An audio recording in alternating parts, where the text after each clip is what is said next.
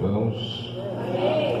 Livro de Eclesiastes, capítulo 11, versículo 1. E eu quero pedir a solicitude de todos, ou de pelo menos alguém que possa me anteceder, fazendo aqui a leitura deste texto, ou deste versículo. Se houver mais do que uma interpretação ou versão bíblica, nós vamos fazer então a versão da Almeida. Amém? Ou da Pentecostal. Pode ler. Lança o teu mão sobre as águas, porque depois de muito dia acharás. O 2. Isso, deu 2 também. É pai do procede ainda até hoje, porque não sabes que mal haverá sobre a terra. Amém? Te adoramos, Deus e Pai. Obrigado por esta palavra que o Senhor coloca como porção seleta nesta noite para o teu rebanho se banquetear, alimentar e se fortalecer, a fim de que tenha combustível, força motriz para atravessar esta semana e assim cumprir a trajetória que o Senhor percussionou para todos nós aqui na face da terra, mas sobretudo na tua presença, com a tua graça, com a tua inspiração, com o teu poder, na tua direção, para sermos dignos do teu nome e para podermos marchar na direção do encontro glorioso, para estarmos contigo aí no céu. Nós oramos e pedimos que o Senhor abra o entendimento, que o Senhor abra o coração, para que uma vez entendendo, possa guardar no coração para viver segundo a palavra. Nós oramos e te agradecemos em nome de Jesus. Graças a Deus. Lança o teu pão sobre as águas. Glória a Deus. Ô pastor, nunca vi ninguém pregar sobre isso. Ou já estou cansado de ver alguém falar sobre isso. Ouve de novo. Ouça de novo. A palavra de Deus é nova a cada manhã. Mas lançar o pão, aleluia, tem uma coisa extraordinária aqui nesta ordem. Se alguém mais não foi apresentar, me ajuda aí, filho. Aleluia. Eclesiastes capítulo 11, versículo 1 e 2 tem uma palavra-chave. E a palavra-chave significa pão. Todo o enredo da história está voltado para o pão. O pão significa alimento, e nesse caso, um alimento espiritual. Sobretudo, meus amados irmãos, nós temos que fazer a regressão. Tudo tem início. Como é que se faz o pão? Qual é a matéria orgânica do pão? É o trigo. Vamos fazer a regressão do trigo? Como é que nasce o trigo? Como é que se fabrica o trigo? Da onde vem o trigo? Ele vem da semente do trigo. Então, meus amados irmãos, é uma palavra hebraica que também tem outro sentido, e nesse sentido aqui, um sentido que os israelitas conheciam muito bem durante os 400 anos que eles ficaram cativos por desobediência. Crente desobediente é escravo da desobediência. Ele não consegue se livrar da teimosia, ele não consegue se livrar do problema, ele é sempre teimoso.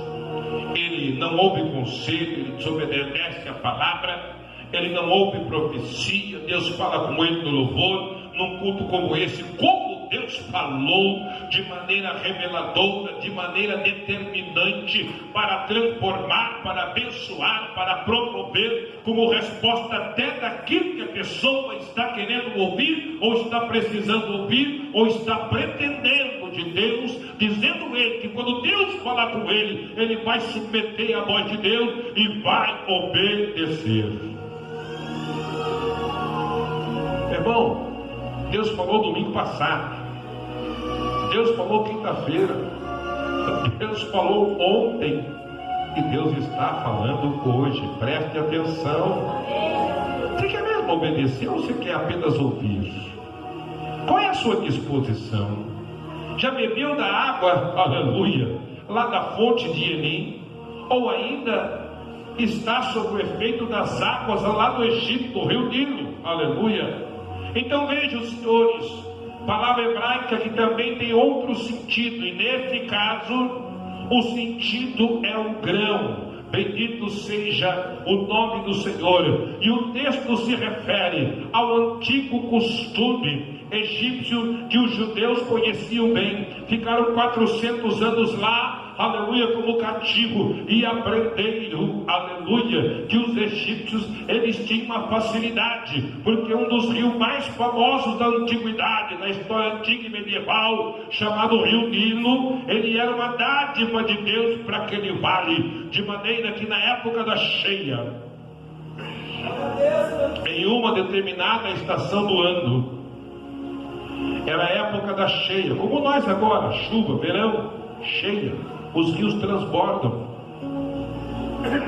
E nessa época, o transbordo dos rios auxiliava-os na agricultura, de maneira que quando os rios subiam, aquele povo era mais inteligente.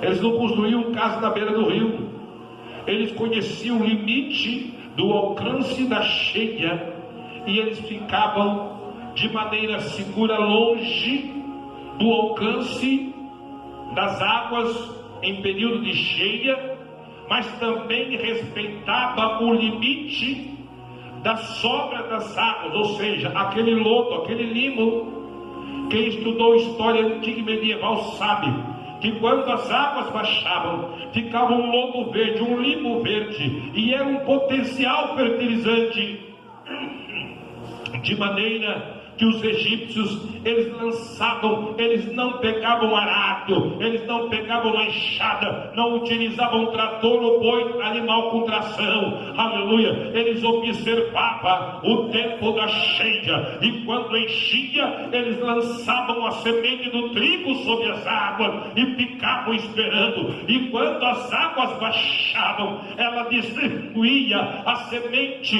em todo o curso das margens do rio, de um lado ao outro, aleluia, e eles esperavam quando baixava as águas, as sementes, elas eram sepultadas naquele lodo verde, naquele limbo, era um excelente fertilizante, não precisava de agrotóxico.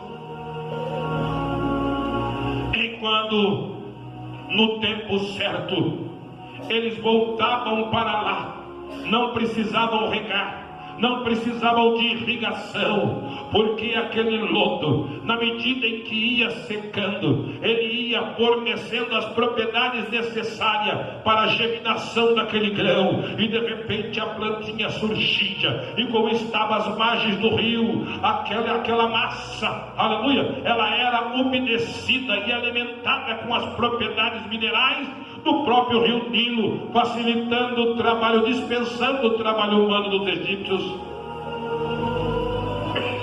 guardando o esforço apenas para a colheita.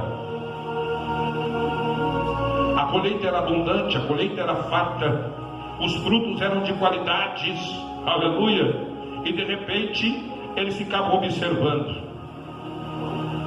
e de repente a plantinha surgia, o trigo, e de repente crescia, e de repente se desenvolvia, e de repente começava a amadurecer os cachos, e de repente eles percebiam que estava no tempo da colheita, aleluia. Dessa forma, aleluia, eles praticavam a sua agricultura. De maneira que eu quero fazer a reflexão do versículo 1. Primeira reflexão: devemos preparar para o futuro com pequenas atitudes hoje, aleluia, para termos uma colheita abundante nos dias conseguintes, ou no dia de amanhã, ou no tempo da produção da semente que foi germinada, aleluia. A reflexão do capítulo 11, versículo 2, aleluia, que diz: nós não sabemos, aleluia, o que vai nos acontecer ou o que vai nos suceder. Então é necessário você plantar hoje aquilo que porventura você imagina ou de fato vai precisar no dia de amanhã. A reflexão do versículo 4 está aqui, aleluia. Quem não se prepara, quem não se move, quem só fica olhando, nunca toma nenhuma atitude, nunca realizará nada na sua vida financeira, na sua vida patrimonial, na sua vida moral, na sua vida conjugal e na sua vida espiritual. Aleluia! Isso quer dizer que nós estamos sendo convidados aqui para um despertamento, para um avivamento. Deus não quer te ver parado. Faça alguma coisa para Jesus. É tempo de semeadura. Comece a lançar o seu pão. Comece a lançar a semente do trigo, a matéria-prima do pão. Pão significa alimento, providência, abastecimento. Quem tem pão não tem fome, não tem falta de nada. Mas quem não tem pão é porque não semeou. Aleluia. Quem trabalha tem a garantia de no final do mês ter lá o seu soldo, o seu salário, a sua prebenda, o seu ordenado suficiente para ele suprir as suas necessidades. Na obra de Deus não é diferente. Só recebe quem trabalha. Mas não é a quantidade do trabalho, é a qualidade do trabalho. Como você trabalha. Existem diversas sementes.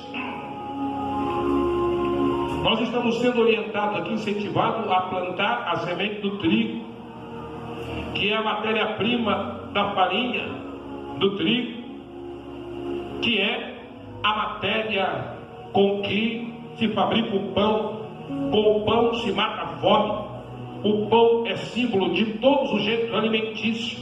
Quando não queremos falar de alimento, nós falamos de pão. Quando falamos de alimento, nós falamos de suprimento. Quando falamos de suprimento, nós falamos que nós estamos preparados para toda e qualquer necessidade. Aleluia! Você está precisando de alguma coisa, então você precisa de pão. Você está precisando de alguma coisa, então você precisa de alimento. Está faltando alguma coisa no campo espiritual, está faltando alimento. Se está faltando alimento, é porque não houve providência. Você não semeou, não plantou, mas ainda dá tempo.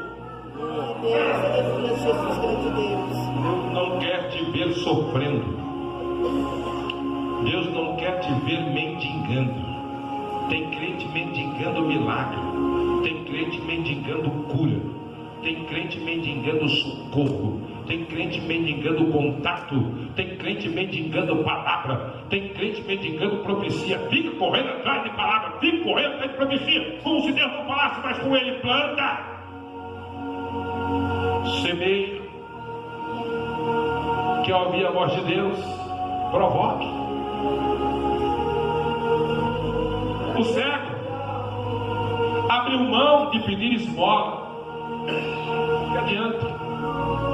Eu receber muito dinheiro de esmola de doações, vai me valer por alguns meses, por ano, mas vai voltar todo o problema de novo. Eu preciso de Jesus.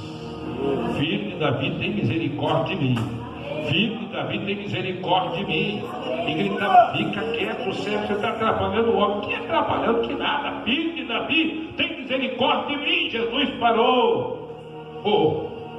Ô cego, fica tranquilo, o mestre mandou te chamar. Aleluia.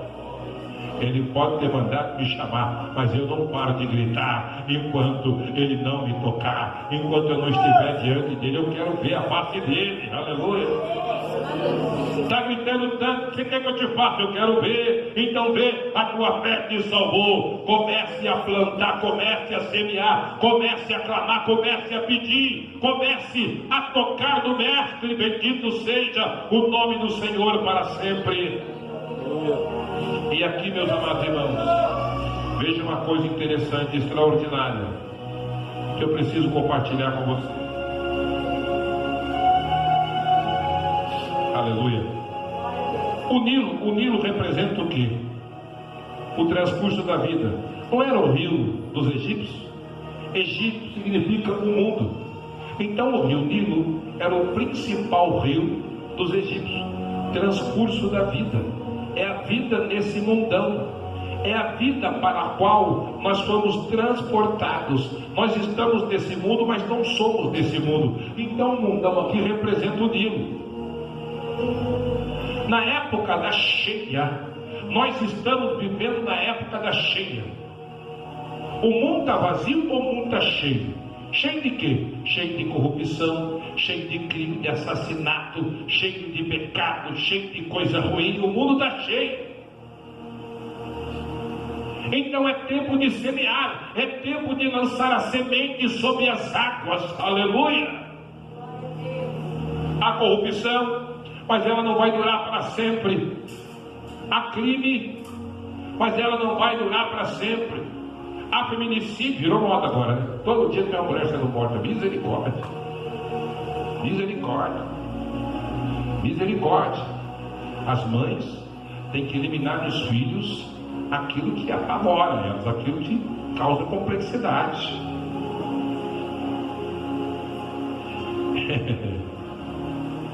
A mãe e a avó de Timóteo. A mãe de Timóteo cometeu o erro. Ela casou com um grego, não era crente. Sujeito óbvio. Tomava todas. Elas decidiram criar Timóteo para ser um servo de Deus. Ele não vai ser como o pai, ele vai ser consagrado, ele vai ser um servo de Deus. Por isso que Timóteo foi o que foi e é o que é. Por isso você lê na Bíblia as cartas de Timóteo e fica, meu Deus do céu, que coisa. Porque teve uma mãe e teve uma avó comprometida com a palavra, que souberam semear. Agora eu pergunto, o que é que você está semeando aí no teu filho? Enquanto você pode, enquanto ele é pequeno. A Bíblia manda educar a criança, não manda educar o adolescente, não manda educar o jovem, e não manda educar o adulto, é criança. Aleluia. Então é tempo de semear, aleluia. O rio está cheio, lança a sua semente sobre o rio Nilo, o transcurso desta vida, porque depois de algum tempo você vai encontrar. Eu louvo a Deus por ouvir o testemunho do irmão Júlio. Eu louvo a Deus porque nas minhas andanças por aí, pastor, você lembra de mim? Tem muito trabalho para o senhor no conselho tutelar, mas agora eu sou um servo de Deus, agora eu sou diácono, agora eu sou presbítero, agora eu tenho família, agora eu sou empresário, agora eu sou cidadão. Bendito seja o nome do Senhor. De vez em quando eu encontro homens por aí, bem vestido, bem trajado. Pastor Cecílio, você lembra de mim? Você me visitou na cadeia, o senhor me levava isso, aquilo na cadeia, eu dava um trabalho, mas agora a semente nasceu, cresceu, germinou, frutificou. Eu sou servo de Deus, da paz do Senhor. Aleluia. Com ele, cante com ele, prepare ele, semeie na vida dele, profetiza. Vai ser um atalaia, vai ser um levita, vai ser alguém na vida, mas alguém segundo a vontade de Deus. E para concluirmos aqui, aleluia, quero dizer a vocês uma coisa interessante.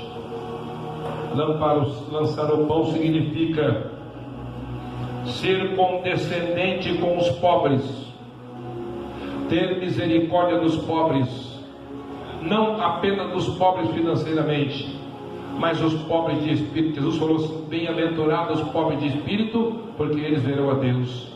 Tem aquelas pessoas que são pobres espiritualmente, às vezes cometem muita coisa que não é possível, que vai contra a doutrina, que vai contra o regimento da igreja, não tem muita sabedoria para conviver, mas por pobreza espiritual, por ignorância.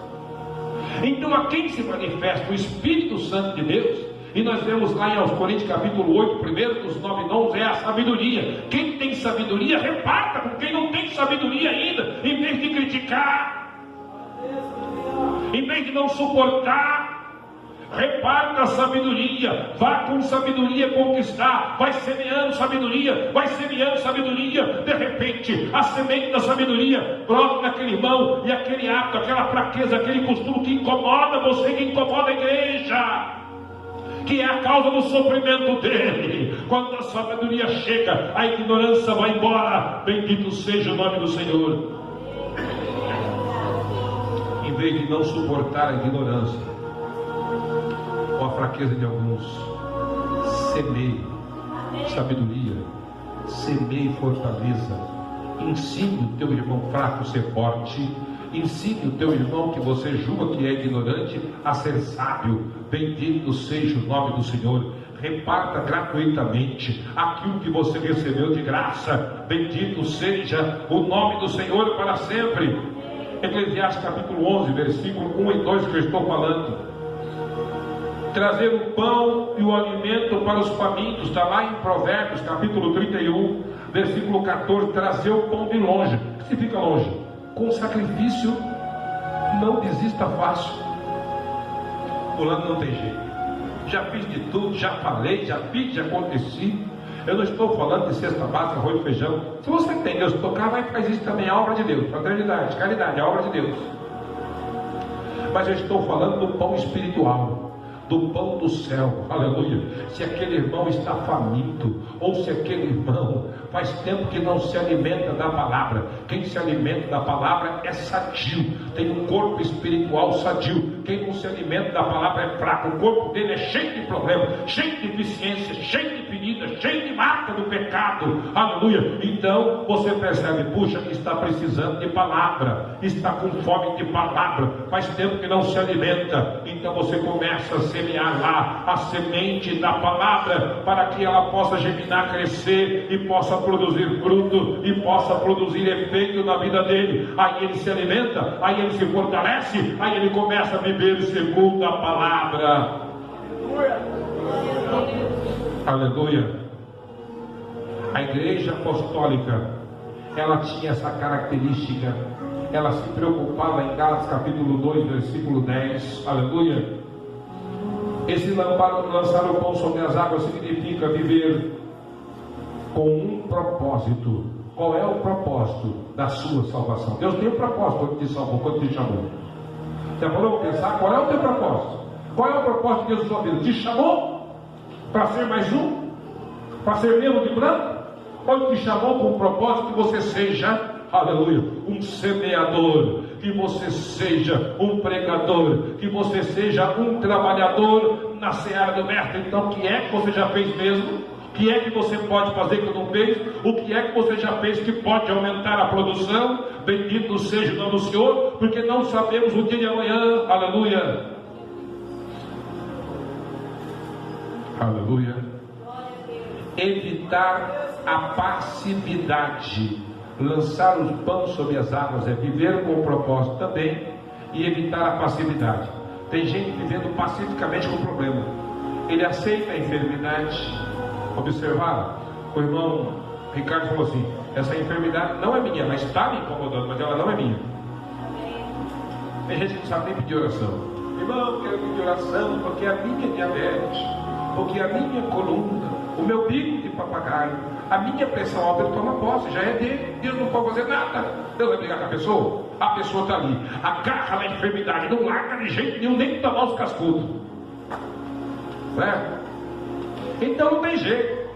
A palavra tem poder, tem que ter sabedoria, aleluia. Porque a sua enfermidade, você pensa que é sua, Jesus levou tudo lá na cruz do Calvário. Mas tem gente que é teimoso, vai lá, sobe na cruz, arruma a escadinha, faz o maior escândalo, pega tudo de volta para ele.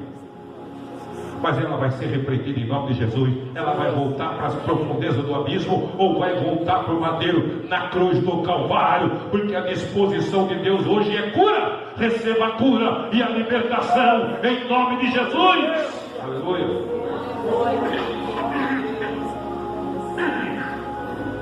Veja bem, a palavra diz: e não vos conformeis com este mundo, mas transformai-vos pela renovação do vosso entendimento. Eclesiastes 11 nos convida para o despertamento. O número 7 tem um significado. Ele significa a plenitude da perfeição de Deus, ou seja, significa perfeição. O número 7 está escrito na Bíblia 420 vezes. Mas tem algumas curiosidades no número 7. Por exemplo, o Senhor nosso Deus criou tudo em 7 dias. Nós em 6, no 7º descansou.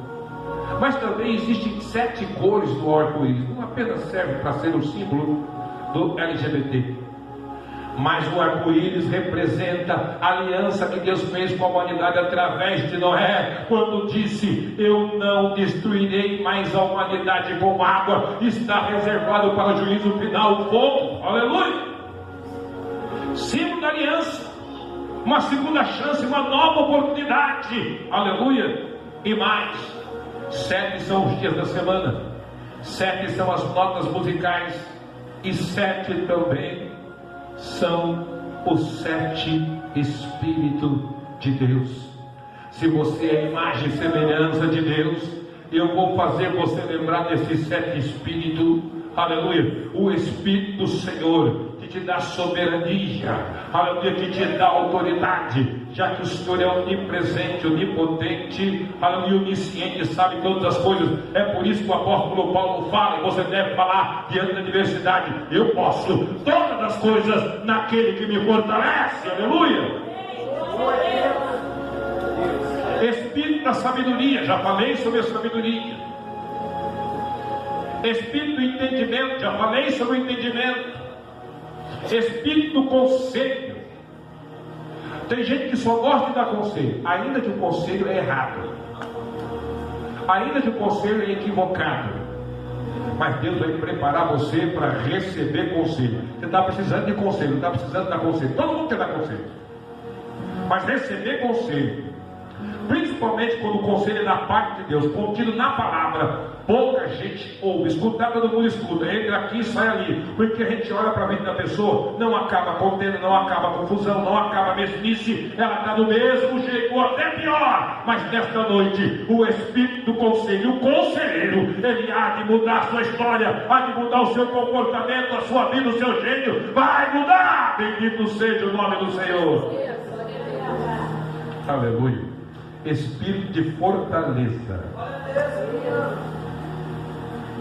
Diga ao fraco: eu sou forte. A partir de hoje nunca mais diga: estou fraco.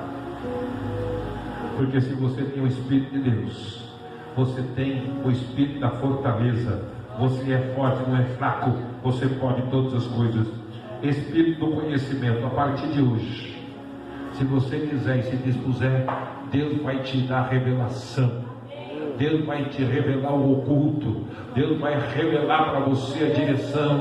Deus vai revelar para você o que pode, o que não pode, o que é lícito, o que não é lícito, e qual é a perfeita e boa e agradável vontade dele. E espírito do temor do Senhor. É preciso ter temor do Senhor. Temor para falar, temor para pensar, temor para desejar, temor em utilizar as vestes, ou seja, testemunho. Qual é o testemunho que nós temos nos apresentado diante do mundo? Como é que eles te conhecem na empresa, na vizinhança, aonde você passa? Qual é a marca que fica? Aleluia! Qual é o testemunho? Então, o Espírito do temor do Senhor vai mudar o seu testemunho, vai fazer você se cuidar e ter cuidado com aquilo que você representa, com a sua história, porque a partir de hoje você será representante do Deus Altíssimo por onde você passar. Bendito seja o nome do Senhor para sempre. E o número 8 representa a plenitude da graça divina e, sobretudo, representa a ressurreição e a eternidade e o infinito. Por isso reparte com 7 e reparte até com 8. Quando fala para repartir com 7, fala para repartir aquilo que é perfeito, aquilo que é símbolo de todo o alimento, o pão, palavra, aleluia, a palavra que resolve todo o problema, o pão que não apenas alimenta, mas o pão que cura, o pão que purifica, o pão que leva para o céu, aleluia. E reparte com 8 também está dizendo repartir aquilo que é perfeito, aquilo que é de graça, aquilo que testifica o amor de Deus, já que a graça é o amor de Deus. Que Deus em Cristo nos abençoe. Você foi convidado pela palavra para semear. Comece a semear. Saia da mesmice, aleluia, porque Deus entregou para você uma sua responsabilidade, e é urgente que você comece, aleluia, a cumprir o seu ministério. Amém?